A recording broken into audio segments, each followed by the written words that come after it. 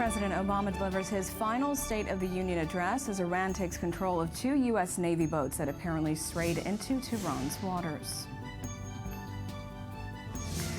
Terror hits Istanbul, where a suicide bomber kills 10 tourists, adding fresh fuel to Turkey's escalating war with ISIS. And Netflix wants to rule the television world, expanding its popular service to 130 countries. But can it pull off a global TV revolution?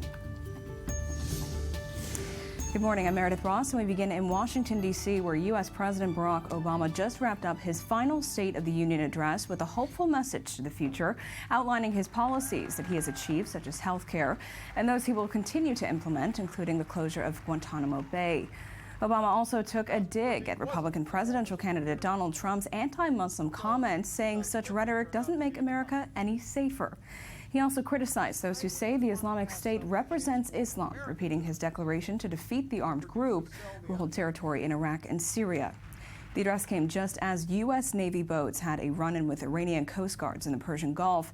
The Islamic Republic is said to now be holding 10 U.S. sailors that were meant to be en route from Kuwait to Bahrain were reportedly were stranded in Iranian waters. The circumstances to the incident are so far unclear, but U.S. officials say the sailors will soon be allowed to continue on their journey. And I'm joined in studio this morning by I-24 News diplomatic correspondent Tal Shalef. Good morning, Tal. And by former Israeli envoy to the U.S. and expert on U.S.-Israel relations, retired Ambassador Yoram Ettinger. Thank you for being here this morning. Elections analyst and the host of I-24 News is The Road to the White House. Ami Kaufman is also with us this morning. Good morning. Good morning to all of you. But first, let's take a look at some of the address's highlights in this next report by ABC. The President of the United States. Making his way up the House chamber aisle for his last State of the Union address, President Obama called for more civility in politics. How can we make our politics reflect what's best in us and not what's worst? Flanked by his vice president and for the first time by new House Speaker Paul Ryan, President Obama focused his message on the future, saying the country must figure out how to adjust to a changing economy, to tackle climate change, and to fight terrorism and keep the world safe without being the world's policeman. And we sure don't need to push away vital allies in this fight by echoing the lie that ISIL is somehow representative of one of the world's largest religions. We just need to call them what they are: killers and fanatics who have to be rooted out, hunted down, and destroyed. The president referenced the heated rhetoric in the campaign for his successor and called for lawmakers to carry his vision forward. And that's why we need to reject any politics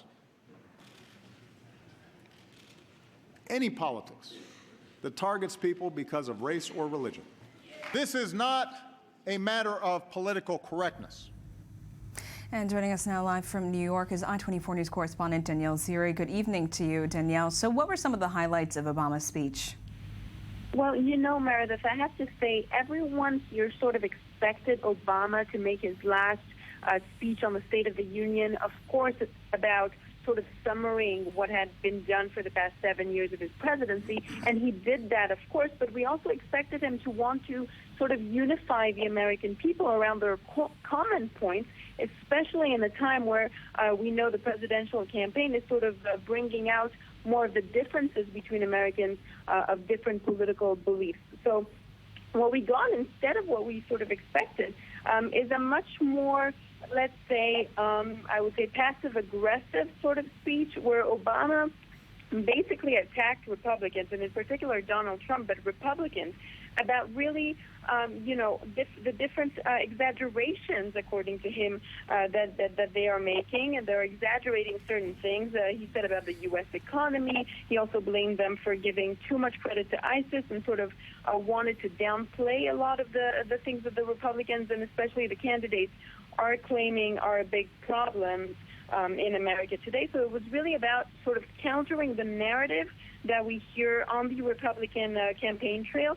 And so it's not quite what we expected for this last State of the Union speech. It felt a little bit like the president had, I would say, waited until now to sort of comment on everything that we have seen so far in the presidential race. Danielle Ziri, thank you so much for joining us from New York with these comments. And Ambassador Ettinger, we'll begin with you this morning. So Obama, as you mentioned, he really looked at the past and looked at his achievements over his presidency, but he also really looked to the future, and he posed 4 questions regarding economy, security, technology, and politics. You couldn't help but feel that he was speaking to Americans as voters in this speech. And on all those 4 issues, once again, it was a state not of the nation, but a state of denial, a state of disconnect. Even the faces of major Democrats who were sitting there expressed anywhere from boredom to indifference, talking about Steny Hoyer, the number 2 Democrat in the House, Dianne Feinstein, the leading Democrat on the Intelligence Committee. You could not feel identification with the message uttered by the president. He talked about the U.S. Benefiting from the highest ever global standing at a time when, certainly in the Middle East, but throughout the world, the feeling is that this is the lowest ebb of the U.S. posture of deterrence. He spoke about great achievements in economy, while all public opinion polls demonstrate disapproval of the president's economic policy. And certainly when he was referring to election, the proof is in the pudding. Democrats are not very enthusiastic to call upon Obama to help them in the races to the House or the Senate or the governor's mansion. His track record is known. During his tenure, the Democrats lost 63 seats in the House. They lost 13 seats in the Senate. They lost 13 governorships. In fact, they lost 900 state legislators, and 30 state legislatures were transformed from Democratic majority to Republican majority. And on all these issues, there was an absolute and systematic state of disconnect by the president. And so Democrats certainly aren't thrilled with his legacy. But that's another thing that we should mention. He really, in terms of something that he may have said he regretted or failed at, was how deep the divide is, Tal, between Republicans and Democrats. Well, yes, I beg to differ from the distinguished ambassador. I do think that this was a microcosm of Obama's entire presidency, in the fact that he did focus on the hope in the domestic arena, while there are the figures in the job realm are getting better and have improved during the Obama tenure, and the Obamacare is turning out to be much more successful as it was predicted to be. But as foreign policy, when we come to talk about foreign policy, it's not as spot on. And the crisis with Iran that happened just 2 hours before the speech began undermines Obama's message even more. And when we look about what Obama didn't talk about, he didn't talk about this Iran incident that was happening and unraveling during the speech. He had one small paragraph on Iran, which was very short and sweet. Leadership means I made a deal so you won't go to war. So the narrative is that the Iran deal avoided another war in the Middle East. He doesn't mention the captured U.S. sailors. He also doesn't mention the other big failure of the Obama administration in the foreign policy realm, and that is the Middle East peace process, in which they didn't succeed to do anything. He hardly mentions the Afghan war, and when we talk about ISIS, and he talks about the fact that the ISIS threat is exaggerated, the fact is that when you look back to his first State of the Union address, Obama pledged to responsibly end the Iraq war, and we're 7 years later, and he probably is going to pass on another Iraq war to his successor. But when we're talking about the partisan divide, yes, Obama did admit that is his only regret, that the partisan divide became worse, and that Lincoln and Roosevelt might have better bridged the divide. That is something, of course, that has definitely declined and deteriorated during the Obama tenure, but I'm not sure that Obama is fully claiming responsibility for that. During his speech, he did imply that the responsibility is on the House, and in that respect on the Republicans themselves, who basically did launch an all-out war on anything that Obama was trying to promote during his tenure. And you know, because it was sort of his last stand in the way, this final State of the Union address, were the gloves off? Was there this feeling that he had nothing to lose and he was just coming out and being open with the people? Was there this feeling in that speech? Well, again, I think that the sense has been that once again, as it has been since his initial campaign in 2008, he sticks to his ideology, irrespective of reality, irrespective of public opinion. And for instance, once again, he didn't refer to Islamic terrorism, which doesn't exist, according to Obama. He claimed victories in the area of counterterrorism, while terrorism has intensified to an all-time record. He talks about the U.S. The mightiest military, while this is the president who has cut the defense budget in a draconian manner, and therefore it seems to me that the people in attendance, they did have standing ovations, they did applaud, but it was done in terms of respect for the office rather than respect for the views or respect for the person who today resides in the White House. And he used global terrorism, in fact, as a way to dig at, indirectly, let's say, to Republican presidential candidates like Donald Trump and Ted Cruz. Well, yeah, that was the unnamed target. Their names, of course, were not mentioned on Capitol Hill, but the target was Republican candidates. It was basically about Donald Trump and the fear he is stoking across the land. And of course, when you heard the response speech given by the Republican Senator Nikki Haley, she also addressed basically Trump. So Trump was the main topic of this issue, and of course Trump as an anti-establishment candidate who is building himself on being unpolitically correct. You suddenly see that there's something maybe that the Democrats and the Republicans agree upon, that maybe political correctness is still needed, especially inside the establishment. But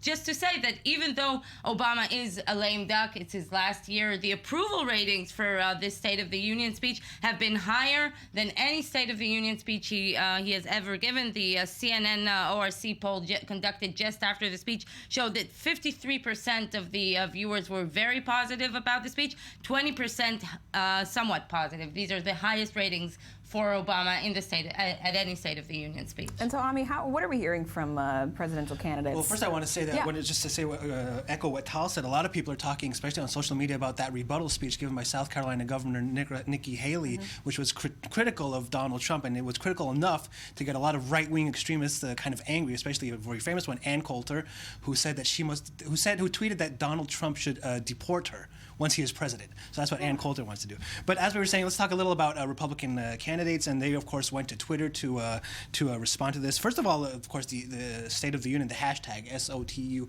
was highly trending, of course, on Twitter. According to Cision, which monitors Twitter, a company that monitors Twitter, 1.4 million tweets mentions the State of the Union speech, and 1 million during the speech itself. That's a lot of people that are writing about the speech while it happened. But let's see some of the tweets from the leading Republican candidates that were reacting. First of all, Trump. The SOTU speech is really boring, slow, lethargic, very hard to watch. Cruz, who went later on Fox News, says that this was less a State of the Union than it was a state of denial. Jeb Bush, of course, was still in single digits. It appears Obama is still under the impression ISIS is the junior varsity team. Next president must understand the enemy and the threat. Mike Huckabee, looks like Speaker Ryan would rather chaperone a Six Flags field trip with El Chapo than listen to more of this speech. Ryan was looking kind of tired, and I think you mentioned he was trying not to laugh at Obama's jokes. He was in a difficult position because the cameras are always on him. Right. And last, Rand Paul, who said that this is long even without being there, or I just yelled to the television, "You lie really loud. Good thing I'm out there. I'm not there." And last, Hillary Clinton, of course, on the opposite side, supporting POTUS, is confirming what we know. Our economy and our country are stronger under a Democratic president. So he still got support from Hillary. Obviously, yes. And just if we're looking at the tweetosphere, then by the most tweeted sentence in the State of the Union was, "I stand here confident that the state of our union is strong." And the second most tweeted moment was when Obama said, "We have to reduce the influence of money in our politics." And the third most tweeted moment was when Obama said he would work in his final year to shut down Guantanamo Bay. By the way, a pledge that he also gave in his first State of the Union, That's and right. we're 7 years later, and he hasn't done that yet. Yeah, now you mentioned, so many things he didn't mention, especially with regard to foreign policy. So why didn't he really touch on foreign policy so much? Because many people view him as a failure in many regards in foreign policy? Well, that's another expression of disconnect, because usually, historically, Americans are much more concerned about domestic than foreign or national security issues.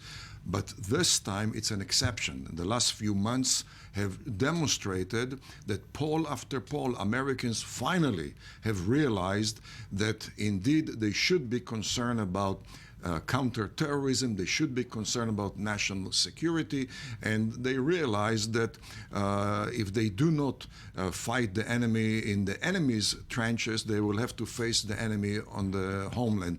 Obama is yet to catch up with that reality, and he assumes that most people are still concerned about domestic issues. Mm-hmm. And coming back to Trump, Ami, I want to throw this at you.